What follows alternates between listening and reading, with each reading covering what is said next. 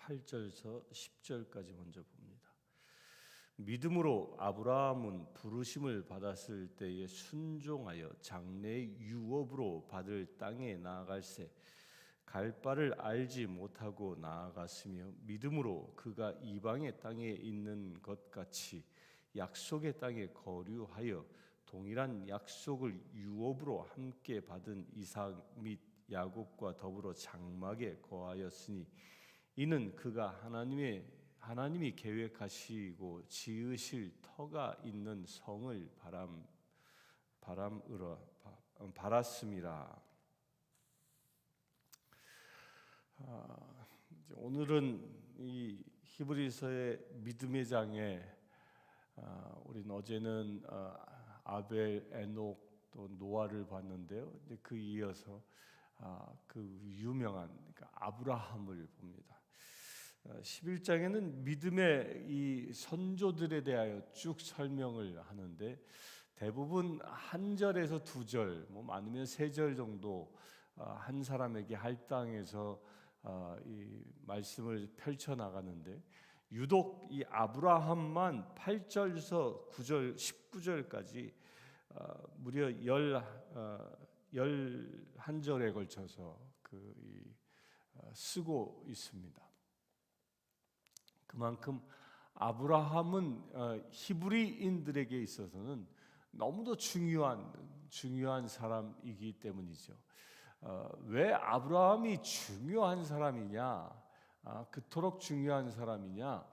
아브라함은 노아의 홍수 이후에 사람들이 이제 전국에 퍼져서 번성하고 그 노아의 홍수 이후에 그들이 바벨탑 사건도 경험하고 그래 언어가 이제 그 각각 언어가 달라짐으로 인하여 사람들이 이제 흩어지게 되어져서 각 성에 머물며 자기의 도시 문명들을 일구어 나갑니다.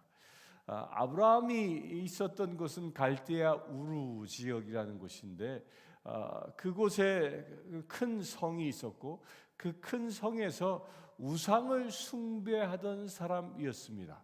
그는 우상을 조각해서 팔던 아버지의 대를 이어서 갈대아 우르에서 우상을 숭배하며 살고 있었던 그 사람, 그 한 사람을 하나님이 일방적으로 찾아가서 아브라함을 택하셨다라는 겁니다. 하나님께서는 그 아브라함을 택하신 분명한 이유가 있습니다. 아브라함을 택하신 이유는 그 우상으로 창궐해져 있는 세상, 노아 이전에 우상 숭배로 인하여 사람들이 수많은 악행을 함으로 인하여 세상을 물심판으로 쓸어버렸고 그리하여 노아의 후손으로 새로운 인류의 역사를 시작하였는데 그런데 어느 순간 또다시 인간들은 도시 문명을 일구면서 그 도시 문명 가운데 또다시 우상 숭배하는 집단으로 전락하게 됩니다.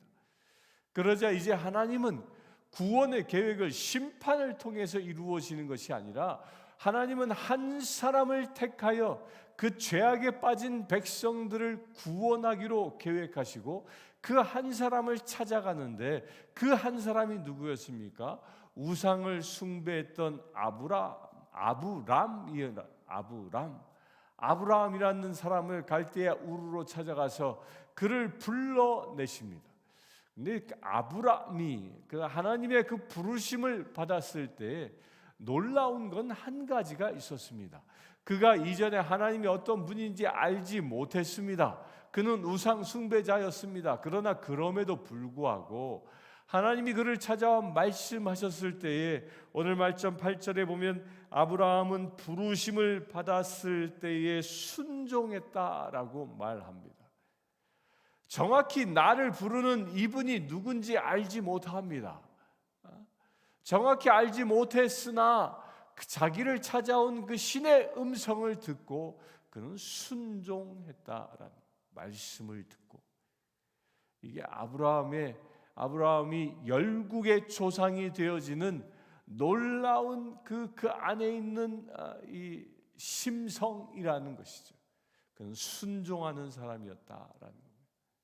권위에 순종하고 말씀에 순종하고 이 순종하는 사람이었기 때문에 하나님은 그를 찾아가 열국의 조상으로 삼으신 것입니다.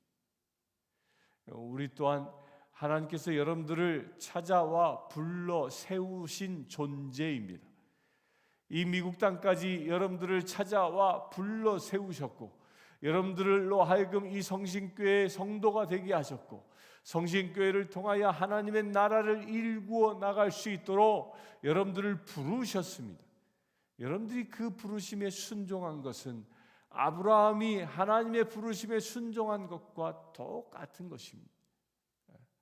아브라함이 그렇게 말씀에 순종함으로 그는 아무런 사전 지식이 없었음에도 불구하고 그 말씀 한마디에 순종함으로 열국의 조상이 되는 첫 시작을 연 것처럼 여러분들이 말씀에 순종함으로 이 땅에 하나님의 나라가 열려져 나가는 놀라운 믿음의 행보가 이루어질 줄 믿습니다. 순종함으로 장래 유업으로 받을 땅에 나아갈새 갈 바를 알지 못하고 나아갔으며, 순종하며 나아갔는데 어디로 가야 할지 모릅니다. 정확히 알지 모릅니다. 그는 가다가 하란 땅이라는 곳에서 오랜 시간 머물다가 가기도 했습니다. 어떻게 가야 할지 정확히 알지 못했지만 하나님은 말씀하셨기 때문에 떠나는 놀라운 믿음의 행보를 한다는 겁니다. 당시 사회에서는 아마도 아브라함 시대 때는 이 연도로 보면 갈대아 우르 지역은 수메르 문명이 있었던 시기였습니다. 그 수메르 문명이 창궐하여 최초의 그 노아의 홍수 이후에 최초의 문명 사회가 건설되어진 곳입니다. 그 문명 사회가 건설되어졌는데 그 문명 사회가 건설되어졌다는 것은 타민족으로부터 흩어져서 살고 있는 다른 이 족속들로부터 보호를 받고 있다라는 겁니다. 성의 보호를 받고 있는 겁니다. 그래야 그들의 안전을 보장받으며 살아갈 수 있는데 그 성을 떠난다라는 것은 그 모든 위험으로부터 노출되어진다는 겁니다. 그런 위험의 노출을 이 아브라함은 그것을 말씀에 순종하며 그 위험한 길을 말씀의 순종으로 나아가고 있다라는 겁니다. 알지 못하면서도. 9절에 믿음으로 그가 이방 땅에 있는 것 같이 약속의 땅에 거류하며 동일한 약속을 유업으로 함께 받은 이삭 및 야곱과 더불어 장막에 거하였으니, 장막에 거하였다. 그러니까 장막은 여러분들 딱 떠오르는 게 뭐가 있습니까? 장막은 모세로부터 세워진 장막이 떠올라집니다. 여기서 사용하고 있는 장막이나 모세 시대 때 하나님의 장막이나 언어는 똑같습니다. 그런데 똑같은데 이것은 무엇을 의미하냐면 아브라함, 야곱, 이삭, 야곱이 머물렀던 장막에 누가 함께한 거예요? 하나님이 함께한 것입니다. 이것은 아브라함 때부터 이어져 내려온 전통이고 또한 하나님의 백성들에게 주어진 축복입니다. 여러분들이 머물고 있는 가정, 여러분들이 일하고 있는 곳이 하나님의 장막이라고 믿음으로 선포할 수 있게 되길 바랍니다. 왜 그렇습니까? 그것이 내가 아브라함처럼 부름받아 서 있는 곳이기 때문입니다. 아브라함에게 가라 명령했을 때 장막을 짊어지고 가서 해지면 치고 거기에 머물러 있을 때 하나님이 그와 동행한 것처럼 여러분들이 사는 삶의 터전이 하나님의 장막이 쳐져 있는 곳이라고 믿음으로 선포하십시오. 왜 그렇죠? 우리도 아브라함처럼 부름받아 이곳에 살고 있기 때문입니다.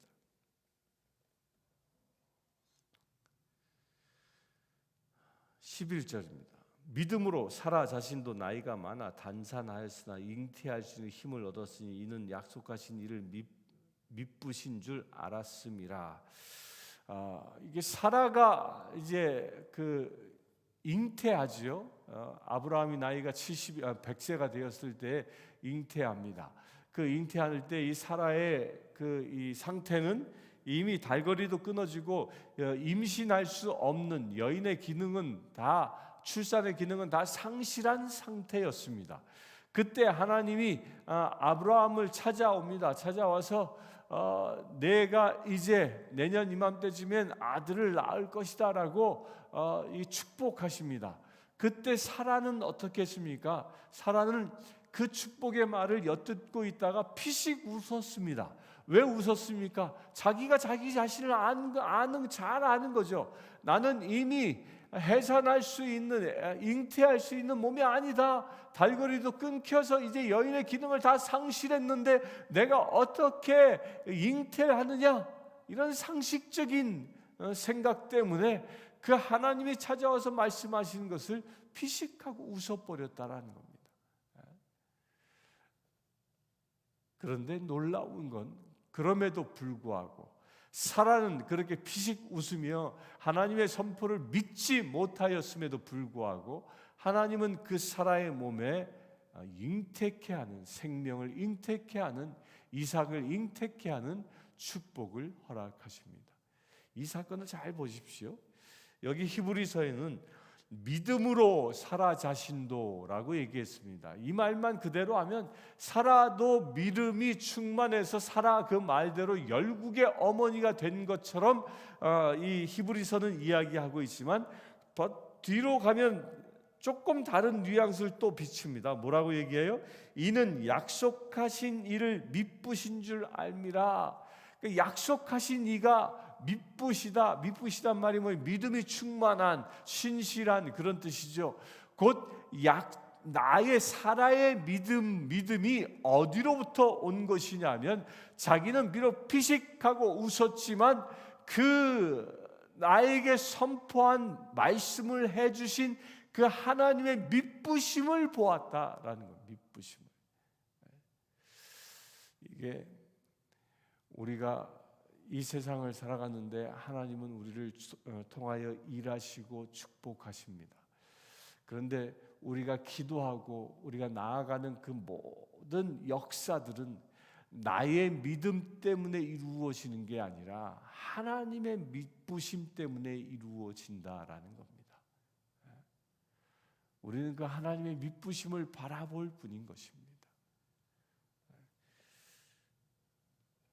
하나님의 그 미쁘심의 은혜가 여러분들에게 충만하게 임하길 바랍니다.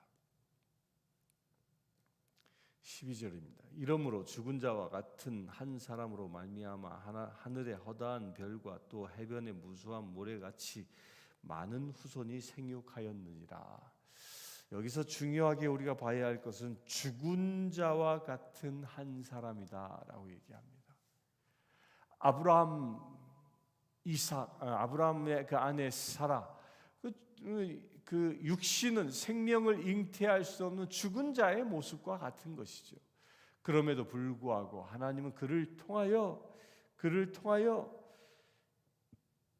하늘의 별과 해변의 무수한 모래와 같은 그런 후손들이 생육하는 놀라운 첫 시작의 역사를 일으키셨다라는 겁니다.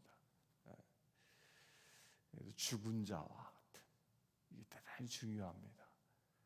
하나님은 어떤 사람을 쓰냐면 이렇게 죽은 자를 쓴다라는 거예요. 우리도 주님 앞에 온전히 죽은 자 되어질 때 하나님은 우리를 사용하여 저 하늘의 별과 저 바닷가의 모래알보다 많은 그런 생명을 얻을 수 있는 축복의 자녀가 되어지는 겁니다. 내가 살아있을 때는 나를 통하여 하나님이 역사하지 않습니다.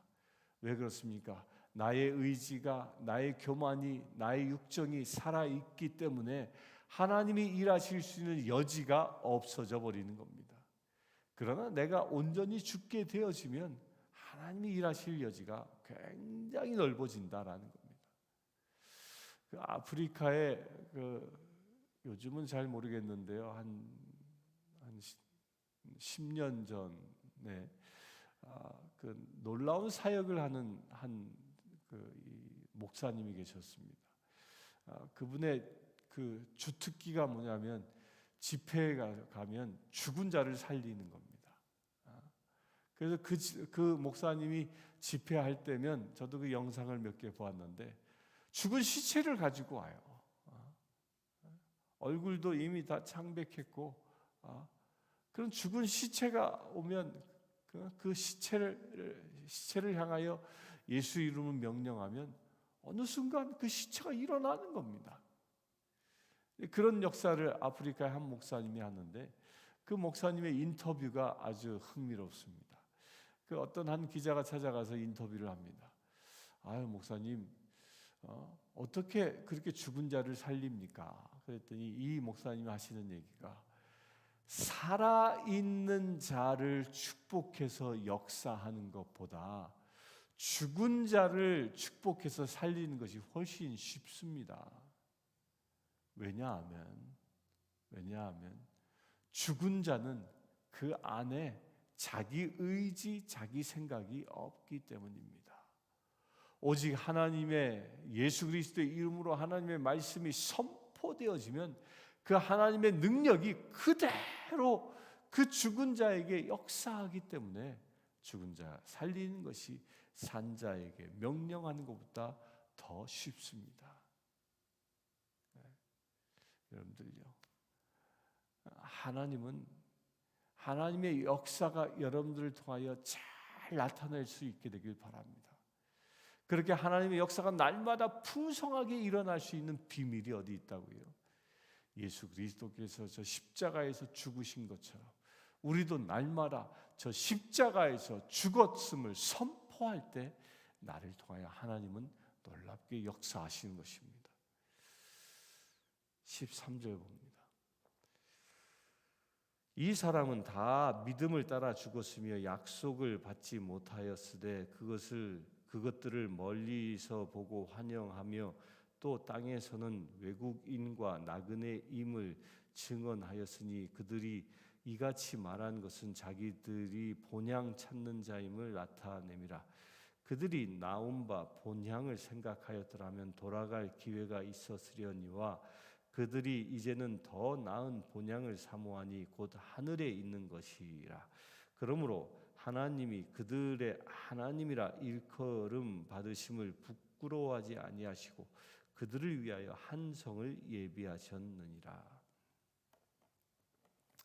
이제 이렇게 죽은 자를 사용하시는 하나님, 그 믿음을 따라 다 죽었으며 세상의 소망들이 다 죽은 것이죠. 아브라함은 갈대아 우르로 돌아가지 않습니다. 당시 최고의 문명지였던 그 수메르 문명지를 찾아가지 않습니다. 오직 하나님의 인도함에 의하여 가나안 땅에 갑니다. 그런데 그 가나안 땅에 간 것을 히브리서 기자는 무엇으로 표현하냐면 본향이라고 얘기합니다. 아브라함과는 엄밀히 얘기하면 그의 그 고향 땅이 아닌 거죠. 그런데 하나님이 약속한 땅이기 때문에 그것이 본향이라는 것입니다. 그 본향이라는 것은 어떤 거지? 영원히 우리가 머물며 사는 곳을 말하는 것입니다. 우리 그런 찬양, 본향에 가길 원한다. 우리의 본향은 어디입니까? 우리가 태어난 저 대한민국입니까? 아닙니다. 우리는 더 이상 대한민국이 본향이 아니라 우리의 본향은 하나님의 나라인 것입니다. 그 하나님의 나라가 나의 본향이기에 그 하나님의 나라를 사모하는 삶을 살아가는 것이 우리의 삶이라는 겁니다.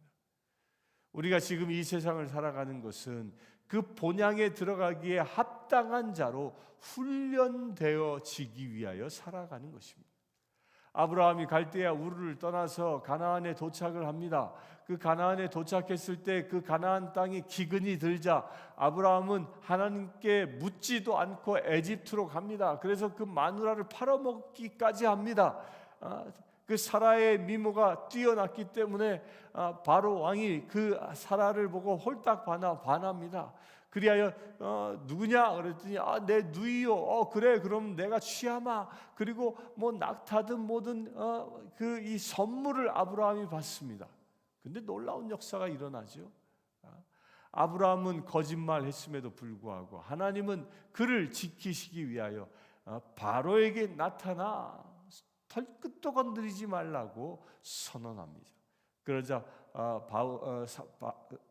바로는 사라를 내주고 아브라함에게 돌려보내지 않습니까?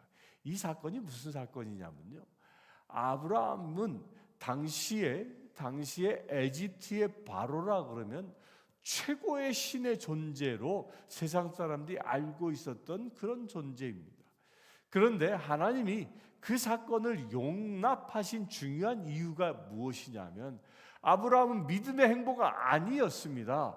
가나안에 머물러 있어야 함에도 불구하고 그가 에집트로 갔습니다. 그러나 그럼에도 불구하고 그것을 말리지 아니했던 중요한 이유는 뭐였는가 하면, 그 세상 사람들이 최고의 신이라고, 신의 아들이라고 받들었던 그 바로도 하나님 앞에는 하나의 종에 불과하다라는 거예요. 바로보다 더 위대한 분이 여호와 하나님임을 그에게 보여주고 있는 것입니다.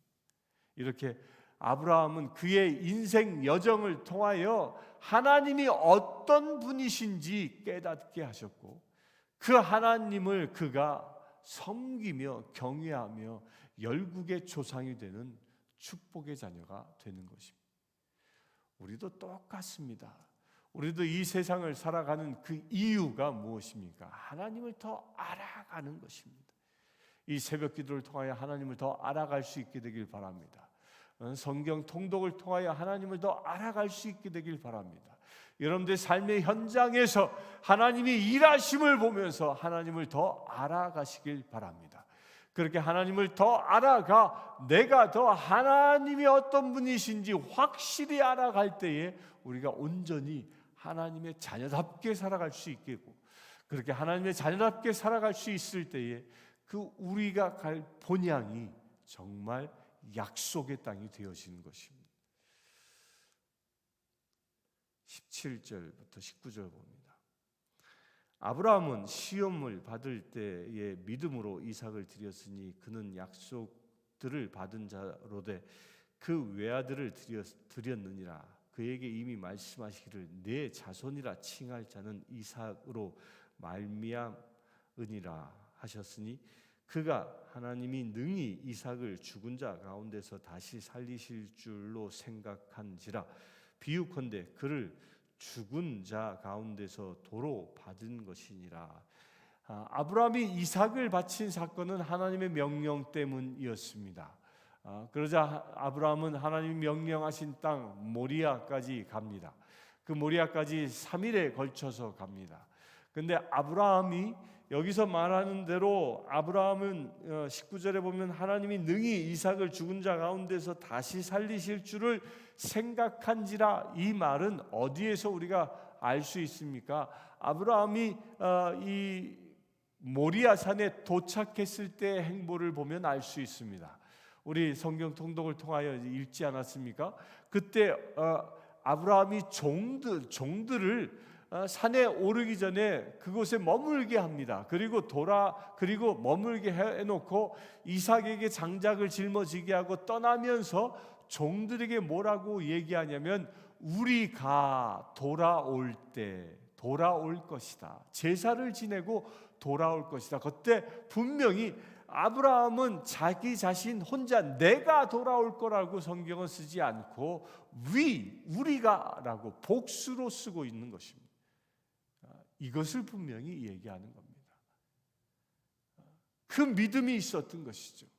내가 비록 하나님의 말씀대로 이삭을 제물로 바쳐 죽인다 할지라도 내가 내려올 때는 올라갈 때처럼 이삭과 더불어 내려온다라는 그 믿음이 아브라함에게 있었던 겁니다. 이것이 아브라함의 위대함이었습니다. 아브라함이 열국의 조상이 될 수 있는, 믿음의 조상이 될 수 있는 위대함이 여기에 있었던 겁니다. 하나님이 주신 것은 제단에 바치라 말하였음에 그것에 온전히 순종하며 나아가지만, 이것을 제단의 희생제물로 내 사랑하는 아들을 칼로 찔러 죽여 희생제물 삼는다 할지라도 하나님은 그를 살리실 것을 그는 이미 믿음으로 고백하고 있었던 것이죠. 우리도 이와 같은 믿음의 사람이 될 수 있게 되길 축원합니다. 하나님이 말씀하셨으면 그 결과가 내 눈에는 아무리 좋지 않게 보인다 할지라도, 불가능해 보인다 할지라도 그 말씀에 순종할 수 있게 되길 축원합니다. 복음을 전하라 말씀하셨을 때 그 복음을 받아야 할 사람이 아무리 심령이 강팍하여 아니 저 사람은 복음을 받을 사람이 아니야 라는 생각이 든다 할지라도 주께서 말씀하시면 말씀하신 대로 복음을 증거할 수 있게 되길 바랍니다. 그러면 누가 역사하십니까? 하나님이 역사하시는 겁니다.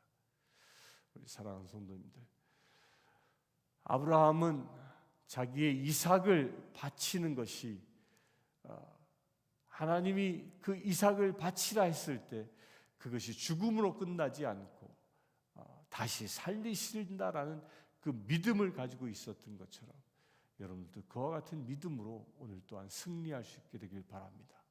곧 아브라함이 하나님께서 아브라함에게 가라 할 때 가고 바치라 했을 때 바치는 그 순종의 믿음이 그로 하여금 열국의 조상이 되게 한 것처럼 여러분들의 삶도 그렇게 순종함으로 인하여 아브라함 못지않는 주님의 나라의 본향을 차지하는 하나님의 자녀 될 수 있게 되기를 축원합니다. 잠시 기도하겠습니다. 아버지 하나님, 아브라함처럼 순종하는 자 되어지기를 원합니다. 아브라함처럼 말씀하심에 아들을 바치라 말씀하신 것까지 순종하기를 원합니다. 아브라함처럼 죽은 자를 살리시는 하나님이심을 믿고 순종하기를 원합니다. 그래 오늘 우리의 삶이 아브라함처럼 열국의 조상이 되는 거룩한 삶이 되어지기를 원합니다. 믿음의 삶이 되어지기를 원합니다. 우리 주 예수 그리스도의 이름으로 기도드리옵나이다. 아멘. 지금 우리 주 예수 그리스도의 은혜와 하나님의 크신 사랑과 성령님의 감화 감동 교통 치유하심이 이 시간 믿음의 사람으로 말씀에 순종하기를 원하는 주의 사랑하는 모든 지체들 위해 지금부터 영원토록 함께 하실지어다.